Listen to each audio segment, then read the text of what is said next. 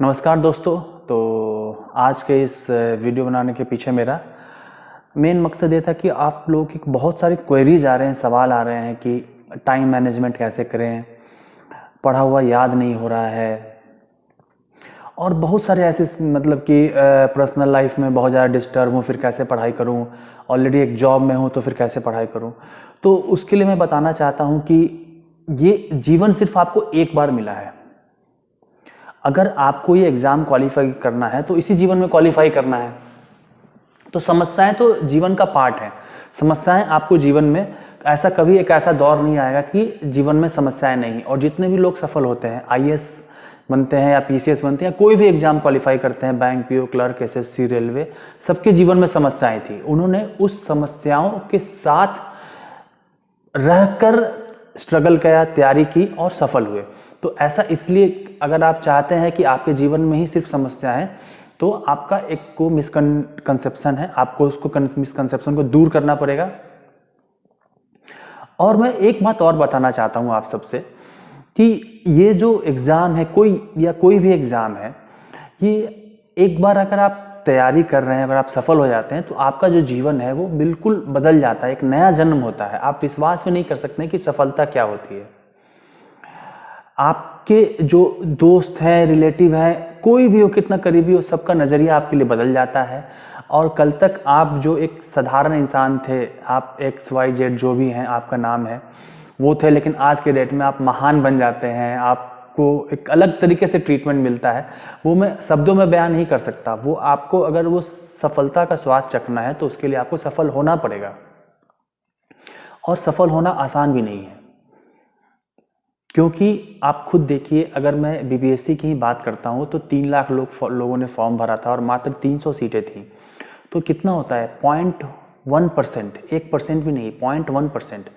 तो उस 0.1% में आने के लिए क्या करना होगा हमें? कुछ लोग बोलते हैं कि नहीं, हमें स्मार्ट नहीं है, हमें पढ़ा हुआ याद नहीं होता। ऐसा कुछ भी नहीं है मेरे दोस्तों। हर किसी को बार बार पढ़ के ही याद करना पड़ता है। ऐसा कोई बहुत एक्सेप्शन में कोई एक ऐसा होगा। मैं आपको अपनी बात बताता हूँ कि अगर मैं स्मार्ट होता तो मैं अगर फर्स्ट डे जिस एग्जाम में बैठता उसमें क्वालिफाई कर जाता। मेरे शुरू से 80-90% आते, लेकिन नहीं, मेरे 70% भी बहुत मुश्किल से आए। तो मैं स्मार्ट नहीं था। मैंने जब ये ट्रिक समझा कि हार्ड वर्क से आप कोई भी एग्जाम को क्वालिफाई कर सकते हैं, वो भी अब क्या करना है, हार्ड वर्क आपको स्मार्टली करना है। और मैं एक बात और बताना चाहता हूँ, अगर आप सोच रहे हैं कि 2-3 साल एग्जाम देंगे और फिर अगर नहीं हुआ तो छोड़ देंगे, कोई और नौकरी कर लेंगे, तो ऐसा भी नहीं है। इस एग्ज़ाम का जो दुख और दर्द होता है ना, एक बहुत फेमस डायलॉग भी है कि ये 3 साल का एग्ज़ाम होता है, लेकिन इसका दर्द निकलते निकलते 30 साल लग जाता है। 30 साल तक आदमी नहीं भर पाता। जब भी आप किसी आईएएस या पीसीएस अधिकारी को देखेंगे, क्योंकि हर जिला में आईएएस पीसीएस अधिकारी होते हैं, तब तो आपको ये बात चुभेगी कि काश थोड़ी और मेहनत कर ली होती मैंने, तो आज मैं ये बन गया होता।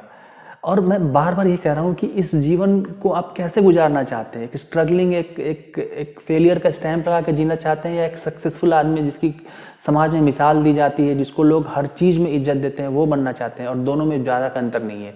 एक आपका कंफर्ट जोन होता है, उस कंफर्ट जोन से जैसे आप एक कदम बाहर निकालेंगे आप सक्सेसफुल हो जाएंगे। दिक्कत ये है कि हम सब उस कंफर्ट जोन के अंदर ही फंसे रह जाते हैं, जिसके कारण सफल नहीं हो पाते हैं। एक बहुत फेमस स्टोरी है, शायद आपने सुना होगा, पत्थर वाली स्टोरी। कि एक बार क्या हुआ कि एक मूर्तिकार पहाड़ पर से 2 बड़े बड़े पत्थर को लेके आया। अब जैसे उसने पहले पत्थर पे हथौड़ी छेनी मारा तो उसने बोला नहीं नहीं, मुझे चोट लग रहा है, मुझ पे हथौड़ी छेनी मत चलाओ। तो उसने छोड़ दिया। फिर उसने दूसरे को मारा, दूसरे ने बोला कि ठीक है चलो मैं सह लूँगा, आप करो।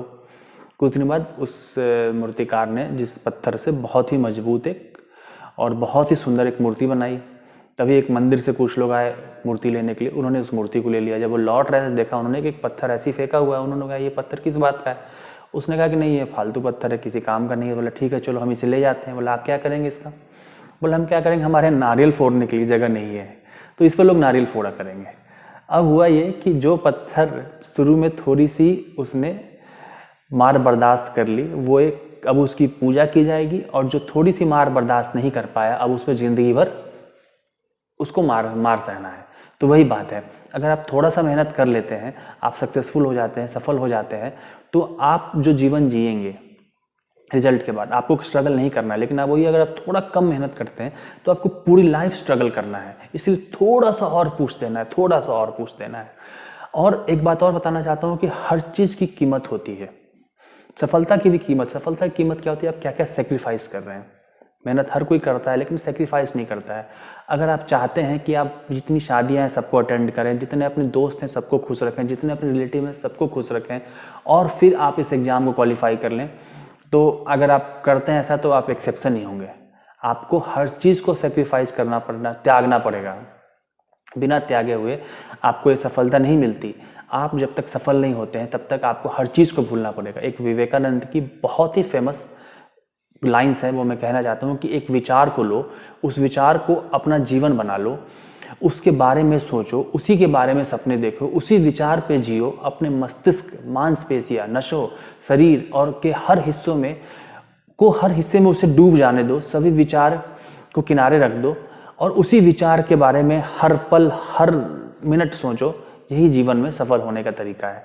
तो जब तक आप उस विचार को, जिस एग्ज़ाम को आप सक्सेसफुल होना चाहते हैं, उस विचार को आप अपने अंदर जिएगा नहीं, महसूस नहीं कीजिएगा, हर पल अगर उस विचार में अगर आप नहीं जी रहे हैं और सभी विचारों को अलग नहीं कर रहे हैं, तब तक आप सफल नहीं होंगे। मैं एक बात और बताना चाहता हूँ कि मैं मोटिवेशनल बोलने के लिए नहीं आया था, बस मैं ये कहना चाहता हूँ कि आप खुद ब खुद प्रायोरिटी दीजिए इस चीज़ को, जिस चीज़ को आप जीवन में प्रायोरिटी देते हैं। अगर आपके पास 2 काम हैं कि अगर आपको किसी दोस्त से मिलने जाना है या कोई सिनेमा देखने जाना है या फिर पढ़ाई करना है, तो आपने जो काम किया आप जीवन में वही पाइएगा। अगर आप दोस्त से मिलेंगे तो आपकी दोस्ती अच्छी होगी, अगर सिनेमा देखने गए तो आपको मन लगेगा, और अगर आपने एग्जाम के लिए पढ़ाई किया तो आप सफल होइएगा। तो जीवन में प्रायोरिटी सबसे इंपॉर्टेंट है। आप किस चीज़ को प्रायोरिटी दे रहे हैं? आप पढ़ाई को प्रायोरिटी दीजिए, थोड़ा सा एक एक्स्ट्रा पुश और लगाइए। और बस मैं ये नहीं कहता हूँ कि कम पुश, आप जो मेहनत कर रहे हैं कम है, हो सकता है कि थोड़ा सा और 99.9% आपने लगा रखा है, 0.1% लगाइए और सफल हो जाइएगा। चलिए, तो अगला वीडियो मैं बनाऊंगा सब पढ़ाई से रिलेटेड। ये वीडियो बस इसलिए था कि आपको टाइम मैनेजमेंट करने के लिए किसी और से गाइडेंस की ज़रूरत नहीं है। आप खुद ही अपने माहौल को देखिए और टाइम निकालिए और जितना हो सके इस परीक्षा को दीजिए। मैंने भी इस एग्ज़ाम को नौकरी के साथ ही निकाला है, शादीशुदा हूँ मैं, परिवार के साथ, परिवार को सब कुछ करते हुए निकाला है। तो इसलिए आप खुद से इस चीज़ को मैनेज कीजिए और सफल होइए। ठीक है, ओके।